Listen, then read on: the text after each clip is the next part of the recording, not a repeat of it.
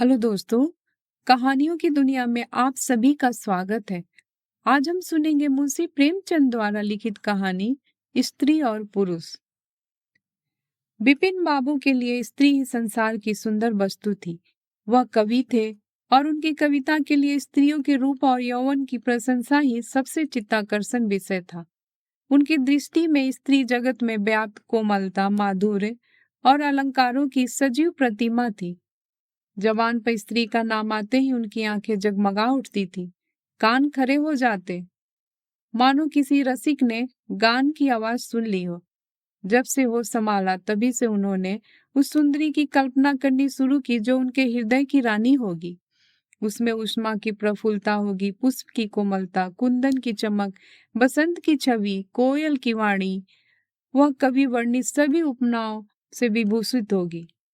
वह उस कल्पित मूर्ति के उपासक थे। कविताओं में उनका गुण गाते, मित्रों से उनकी चर्चा करते, नित उसी के ख्याल में मस्त रहते थे। वह दिन भी समीप आ गया जब उनकी आशाएं हरे हरे पत्तों से लहराएगी। उनकी मुरादें पूरी होगी। कॉलेज की अंतिम परीक्षा समाप्त हो गई और विवाह के संदेश आने लगे थे। विवाह तय हो गया। विपिन बाबू ने कन्या को देखने का बहुत आग्रह किया, लेकिन जब उनके मामू ने विश्वास दिलाया कि लड़की बहुत ही रूपवती है, मैंने उसे अपनी आंखों से देखा है, तब वह राजी हो गए। धूमधाम से बारात निकली और विवाह का मुहूर्त आया। वधू आभूषणों से सजी हुई मंडप में आई तो विपिन को उसके हाथ पांव नजर आए। कितनी सुंदर उंगलियां हैं, मानो दीप सी खाए हैं। अंगों की शोभा कितनी मनोहरणी है। विपिन फूले न समाये। दूसरे दिन वधू विदा हुई तो वह उसके दर्शनों के लिए इतने अधीर हुए कि ज्यों ही रास्ते में कहारों ने पालकी रखकर मुंह हाथ धोना शुरू किया, आप चुपके से वधू के पास जा पहुंचे। वह घूंघट हटाए पालकी से सिर निकाले बाहर झांक रही थी। विपिन की निगाह उस पर पड़ गई। घृणा, क्रोध और निराशा की एक लहर सी उन पर दौड़ गई। यह वह परम सुंदरी रमणी न थी जिसकी उन्होंने कल्पना की थी, जिसकी वह बरसों से कल्पना कर रहे थे। यह एक चौड़े मुंह, चपटी नाक और फूले हुए गालों वाली कुरूप स्त्री थी। रंग गोरा था, पर उसमें लाली के बदले सफेदी थी। और फिर रंग कैसा ही सुंदर हो, रूप की कमी नहीं पूरा कर सकता। विपिन का सारा उत्साह ठंडा पड़ गया। हाँ, इसे मेरे ही गले पड़ना था। क्या इसके लिए समस्त संसार में और कोई न मिलता था? उन्हें अपने मामू पर क्रोध आया, जिन्होंने वधू की तारीफों के पुल बांध दिए थे।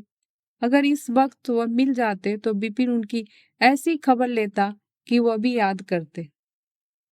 जब कहारों ने फिर पालकियां उठाई तो विपिन मन में सोचने लगा, इस स्त्री के साथ कैसे मैं बोलूंगा, कैसे इसके साथ जीवन काटूंगा। इसकी ओर तो ताकने से भी घृणा होती है। ऐसी कुर्पा स्त्रियां भी संसार में है, इसका मुझे अब तक पता ही नहीं था। क्या मुंह ईश्वर ने बनाया है, क्या आंखें हैं।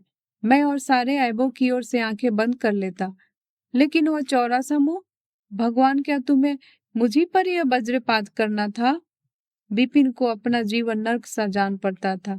वह अपने मामू से लड़ा, ससुर को लंबा खरा लिखकर फटकारा, माँ बाप से हुज्जत की, और जब इससे शांति न हुई तो कहीं भाग जाने की बात सोचने लगा। आशा पर उसे दया अवश्य आती थी। वो अपने को समझाता कि इसमें इस बेचारी का क्या दोष है। उसने जबरदस्ती तो मुझसे विवाह किया नहीं, लेकिन यह दया और यह विचार उस घृणा को न जीत सकता था जो आशा को देखते ही उसके रोम रोम में व्याप्त हो जाती थी। आशा अपने अच्छे से अच्छे कपड़े पहनती, तरह तरह के बाल संवारती, घंटों आईनों के सामने खड़ी होकर अपना श्रृंगार करती, लेकिन विपिन को यह सुतुर गमजा से मालूम होते। वह दिल से चाहती थी कि उन्हें प्रसन्न करूं, उनकी सेवा के लिए अवसर खोजा करती थी, लेकिन विपिन उससे भागा भागा फिरता। अगर कभी भेंट हो भी जाती तो कुछ ऐसी जली कटी बातें करने लगता कि आशा रोती हुई वहां से चली जाती। सबसे बुरी बात तो यह थी कि उसका चरित्र भ्रष्ट होने लगा था। वह यह भूल जाने की चेष्टा करने लगा कि मेरा विवाह हो गया है। कई कई दिनों तक आशा को उसके दर्शन भी न होते। वह उसके कहे कहे की आवाजें बाहर से आती हुई सुनती, झरोकों से देखती कि वह दोस्तों के गले में हाथ डाले सैर करने जा रहे हैं और तड़पती रहती। एक दिन खाना खाते समय उसने कहा, अब तो आपके दर्शन ही नहीं होते, क्या मेरे कारण घर छोड़ दोगे? विपिन ने मुंह फेर कर कहा, घर ही पर तो रहता हूँ, आजकल जरा नौकरी की तलाश है, इसलिए दौड़ धूप ज्यादा करनी पड़ती है। आशा, किसी डॉक्टर से मेरी सूरत क्यों नहीं बनवा देते? सुनती हूँ आजकल सूरत बनाने वाले डॉक्टर पैदा हुए हैं। विपिन, क्यों नाहक चिढ़ाती हो? यहाँ तुम्हें किसने बुलाया था? आशा, आखिर इस मर्ज की दवा कौन करेगा? विपिन, इस मर्ज की दवा नहीं है, जो काम ईश्वर से न करते बना उसे आदमी क्या बना सकता है? आशा, यह तो तुम ही सोचो कि ईश्वर की भूल के लिए मुझे दंड दे रहे हो। संसार में कौन ऐसा आदमी है जिसे अच्छी सूरत बुरी लगती है? लेकिन तुमने किसी मर्द को केवल रूपहीन होने के कारण कुंवारा देखा है? रूपहीन लड़कियां भी माँ बाप के घर नहीं बैठी रहती, किसी न किसी तरह उनका निर्वाह हो ही जाता है। उसका पति उन पर प्राण न देता हो, लेकिन दूध की मक्खी नहीं समझता। बीपी ने झुंझला कर कहा, क्यों नाहक सिर खाती हो? मैं तुमसे बहस तो नहीं कर रहा। दिल पर जब्र नहीं किया जा सकता और न दलीलों का उस पर कोई असर पड़ता है। मैं तुम्हें कुछ नहीं कहता, फिर तुम क्यों मुझसे हुज्जत करती हो? आशा यह झिड़की सुनकर चली गई। उसे मालूम हो गया कि इन्होंने मेरी ओर से सदा के लिए हृदय कठोर कर लिया है। विपिन तो रोज सैर सपाटे करते, कभी कभी रात गायब भी रहते। इधर आशा चिंता और नैराश्य से घुलते घुलते बीमार पड़ गई, लेकिन विपिन भूल कर भी उसे देखने न आता। सेवा करना तो दूर रहा, इतना ही नहीं, वह दिल में मनाता था कि वह मर जाती तो गला छूटता, अब की खूब देखभाल कर कर अपनी पसंद का विवाह करता। अब वह और भी खुल खेला। पहले आशा से कुछ दबता था, कम से कम उसे यह धड़का तो लगा रहता था कि कोई मेरी चाल ढाल पर निगाह रखने वाला है। अब वो धड़का छूट गया, कुवासनाओं में ऐसा लिप्त हो गया कि मर्दाने कमरे में ही जमघट होने लगी। लेकिन विषय भोग में धन ही का सर्वनाश नहीं होता, इससे कहीं अधिक बुद्धि और बल का भी सर्वनाश होता है। विपिन का चेहरा पीला पड़ने लगा, देह भी छिन्न होने लगा, पसलिया की हड्डियां निकल आई, आंखों के इर्द गिर्द गड्ढे पड़ गए। अब वह पहले से कहीं ज्यादा शौक करता, नित तेल लगाता, बाल बनाता, कपड़े बदलता, किंतु मुख पर कांति न थी। रंग रोगन से क्या हो सकता है? एक दिन आशा बरामदे में चारपाई पर लेटी हुई थी। उधर हफ्तों से उसने विपिन को न देखा था। उन्हें देखने की इच्छा हुई। उसे भय था कि वह न आएंगे, फिर भी वह मन को न रोक सकी, विपिन को बुला भेजा। विपिन को भी उस पर कुछ दया आ गई, आकर सामने खड़े हो गए। आशा ने उनके मुंह की ओर देखा तो चौंक पड़ी। वह इतने दुर्बल हो गए हैं कि पहचानना मुश्किल था। बोली, क्या तुम भी बीमार हो? तुम तो मुझसे ज्यादा भूल गए हो। विपिन, ओह, जिंदगी में रखा ही क्या है जिसके लिए जीने की फिक्र करूं? आशा, जीने की फिक्र न करने में कोई इतना तो दुबला नहीं हो जाता। तुम अपनी कोई दवा क्यों नहीं करवाते? यह कहकर उसने विपिन का दाहिना हाथ पकड़कर अपनी चरपाई पर बैठा दिया। विपिन ने भी हाथ छुड़ाने की चेष्टा न की। उनके स्वभाव में इस समय एक विचित्र नम्रता थी जो आशा ने कभी न देखी थी। बातों से भी निराशा टपकती थी, अक्खरपन था, क्रोध की गंध भी न थी। आशा को ऐसा मालूम हुआ कि उनकी आंखों में आंसू भरे हुए हैं। विपिन चरपाई पर बैठते हुए बोले, मेरी दवा अब मौत है। मैं तुम्हें जलाने के लिए नहीं कहता, ईश्वर जानता है मैं तुम्हें चोट नहीं पहुंचाना चाहता। मैं अब ज्यादा दिनों तक न जीऊंगा।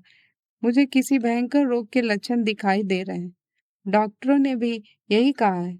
मुझे इसका खेद है कि मेरे हाथों तुम्हें बहुत कष्ट पहुंचा, पर क्षमा करना, कभी कभी बैठे बैठे मेरा दिल डूब जाता है, मूर्छा सी आ जाती है। यह कहते कहते एकाएक वह कांप उठे, सारी देह में सनसनी सी दौड़ गई, मूर्छित होकर चरपाई पर गिर पड़े और हाथ पैर पटकने लगे, मुंह से पिचकुर निकलने लगा, सारी देह पसीने से तर हो गई। आशा का सारा रोग हवा हो गया। वह महीनों से बिस्तर न छोड़ सकी थी, पर इस समय उसके शिथिल अंगों में विचित्र स्फूर्ति दौड़ गई। उसने तेजी से उठकर विपिन को अच्छी तरह लेटा दिया और उसके मुख पर पानी के छींटे मारने लगी। मैरी भी दौड़ी आई और पंखा झेलने लगी। बाहर खबर हुई, मित्रों ने दौड़कर डॉक्टर को बुलाया। बहुत यत्न करने पर भी विपिन ने आंखें न खोली। संध्या होते होते उनका मुंह टेढ़ा हो गया और बायां अंग शून्य पड़ गया। हिलना तो दूर रहा, मुंह से बात निकालना भी मुश्किल हो गया। यह मूर्छा न थी, फालिस था। फालिस के भयंकर रोग में रोगी को सेवा करना आसान काम नहीं। उस पर आशा महीनों से बीमार थी, लेकिन इस रोग के सामने वह अपना रोग भूल गई। 15 दिनों तक विपिन की हालत बहुत नाजुक थी। आशा दिन के दिन और रात की रात उनके पास बैठी रहती, उनके लिए पथ बनाना, उन्हें गोद में संभाल कर दवा पिलाना, उनके जरा जरा से इशारे को समझना उसी धैर्य स्त्री का काम था। अपना सिर दर्द से फटा करता, ज्वर से देह तपा करता, पर इसकी उसे जरा भी परवाह न थी। 15 दिन के बाद विपिन की हालत को संभली। उनका दाहिना पैर तो लूंज पड़ गया था, पर तोतली भाषा में कुछ बोलने लगे थे। सबसे बुरी गत उनके सुंदर मुख की हुई।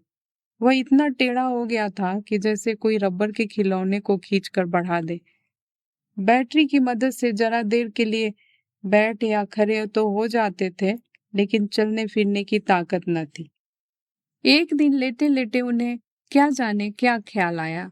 आईना उठाकर अपना मुंह देखने लगे। ऐसा कुरूप आदमी उन्होंने कभी न देखा था। आहिस्ता से बोले, आशा, ईश्वर ने मुझे गुरूर की सजा दे दी। वास्तव में वह उसी बुराई का बदला है जो मैंने तुम्हारे साथ की। अब तुम अगर मेरा मुंह देखकर घृणा से मुंह फेर लो तो मुझे तुमसे जरा भी शिकायत न होगी। मैं चाहता हूं कि तुम मुझसे उस दुर्व्यवहार का बदला लो जो मैंने तुम्हारे साथ किया। आशा ने पति की ओर कोमल भाव से देखकर कहा, मैं तो आपको अब भी उसी निगाह से देखती हूँ। मुझे तो आप में कोई अंतर नहीं दिखाई देता। विपिन, वाह, बंदर का सा मुंह हो गया है और तुम कहती हो कोई अंतर ही नहीं। मैं तो अब कभी बाहर ही न निकलूंगा। ईश्वर ने मुझे सचमुच दंड दे दिया। बहुत यत्न किए गए पर विपिन का मुंह सीधा न हुआ। मुख का बायां भाग इतना टेढ़ा हो गया था कि चेहरा देखकर डर मालूम होता था। हाथ पैरों में इतनी शक्ति आ गई थी, अब वह चलने फिरने लगे थे। आशा ने पति की बीमारी में देवी की मनौती की थी। आज उसी पूजा का उत्सव था। मोहल्ले की स्त्रियां बनाव श्रृंगार किए जमा थी। गाना बजाना हो रहा था। एक सहेली ने पूछा, क्यों आशा, अब तो तुम्हें उनका मुंह जरा भी अच्छा न लगता होगा? आशा ने गंभीर होकर कहा, मुझे तो पहले से कहीं अच्छा मालूम होता है। चलो, बातें बनाती है। नहीं बहन, सच कहती हूँ। रूप के बदले मुझे उनकी आत्मा मिल गई, जो रूप से कहीं बढ़कर है। विपिन कमरे में बैठे हुए थे। कई मित्र जमा थे। ताश हो रहा था। कमरे में एक खिड़की थी जो आंगन से खुलती थी।